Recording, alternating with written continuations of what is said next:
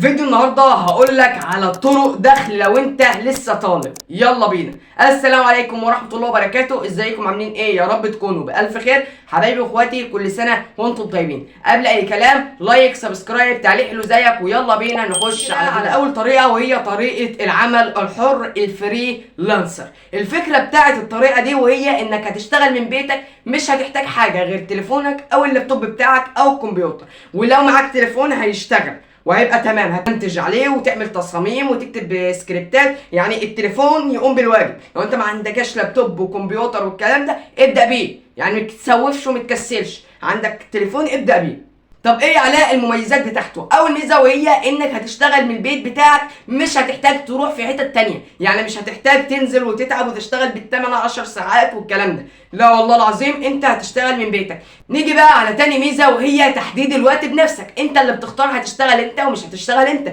بس كده كده هتشتغل، انت لازم هتشتغل. نيجي بقى على الميزه الثالثه وهي انك انت اللي هتختار العميل بتاعك. يعني العميل بتاعك لو مقرف انت مش هتاخده، طب هو لو كويس هتاخده، طب هو لو شغله كتير هتاخده، شغله قليل مش هتاخده. انا مش بقول كده انك الشغل قليل ما تاخدوش، لا انا بديك مثال.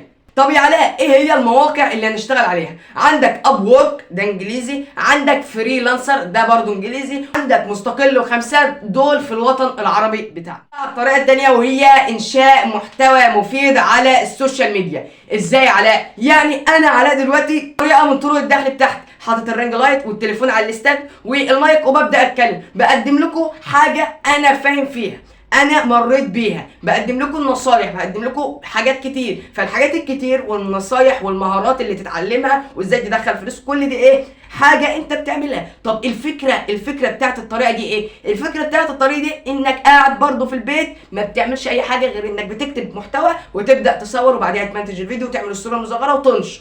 دي طريقه، لكن المكسب بتاعها على المدى الطويل، مش هتديك فلوس الا بعد 6 شهور او سنه، على حسب المحتوى بتاعك او على حسب القيمه اللي انت بتقدمها. اديك مثال بقى، قناه يوتيوب او صفحه انستجرام او على التيك توك. الطريقه الثالثه وهي بيع الاشياء الغير مستعمله او البسيطه او القديمه عندك.